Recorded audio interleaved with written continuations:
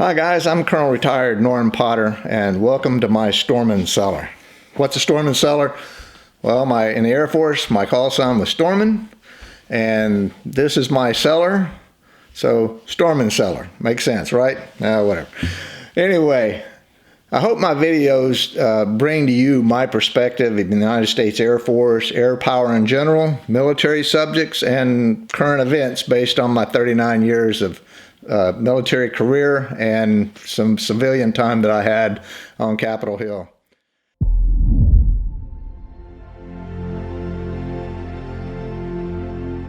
In this video, I'm going to introduce you to my career so you'll have a better understanding of my experience. I enlisted back in 1975, so I'm really dating myself. I attended basic training at Lackland Air Force Base, followed by training in fuels maintenance.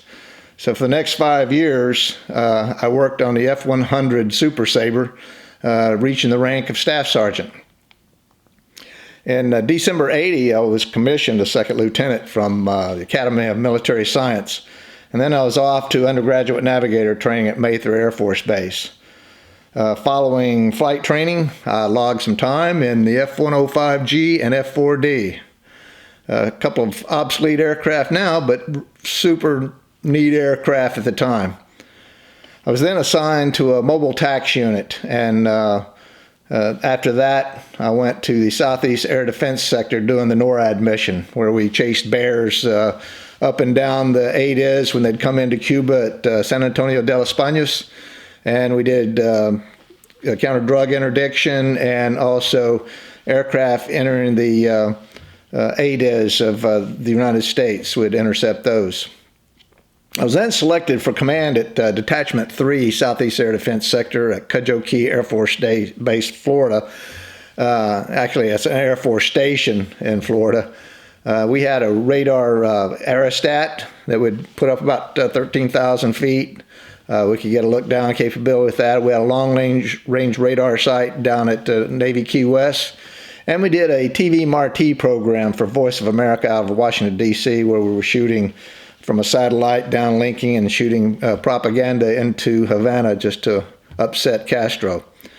Sometimes I felt like McHale's Navy. My boss was like 450 miles away. We were on an island, and we had a lot of fun, but we got the job done. Spent just a little bit of time in the Air Operations Center for Desert Storm, and then was assigned to Tinker Air Force Base, flying on as an air surveillance officer on the E-3 Sentry AWACS. We did operations in Southern Watch, provided comfort, again, did a lot of counter-drug operations down the Gulf of Mexico. I was then very lucky to be assigned to NATO in Geilenkirchen Air Base, Germany, as a chief of training development, as a tactical director or a mission commander on the E-3 AWACS. And we did operations and deliberate force and joint endeavor in the former Yugoslavia area. Then I was transferred to Kadena Air Base, Japan, as the operations officer and mission commander on the E-3C. We did surveillance of the demilitarized zone between North and South Korea, Operation Southern Watch in Saudi Arabia, and counter-drug operations in Central and South America. So we really got around, not to mention we did a whole lot of exercises in the Pacific Rim, from Thailand to Guam to Australia. I was then very blessed to be selected for command of the 42nd Airborne Command and Control Squadron, Davis-Monthan Air Force Base in Arizona, flying as a mission crew, as a director of air battle staff or a mission commander. We had about 375 troops, and it was an 8 aircraft. It was a great way to have a command. Well, like anyone that tries to get out of going to staff, it was not going to happen for me. I was selected to go to the Joint Chiefs of Staff in the Pentagon as Chief of Spectrum Management. So I was in the J6, and I traveled the world doing spectrum issues for the U.S. military. I was hoping to be able to go to War College after that. So I went down the hall to the Office of Secretary of Defense as a military assistant, working about 32 operational test and evaluation programs. And I was very fortunate. I got to fly with the J-Stars guys out of Robbins Air Force Base at Operation Southern Watch at Al Udeid, Qatar. And I got to fly P3 guys, E3 guys at Red Flag.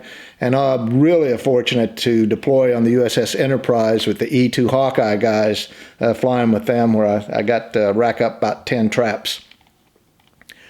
Well, finally, I was selected to attend the Air War College down at Maxwell Air Force Base, Alabama, where I got a master's degree in strategic studies, and then was tapped for my third command of the 425th Air Base Group at Izmir, Turkey. I was also the base commander, and we supported all military operations to include the embassy, supporting the embassy west of Ankara.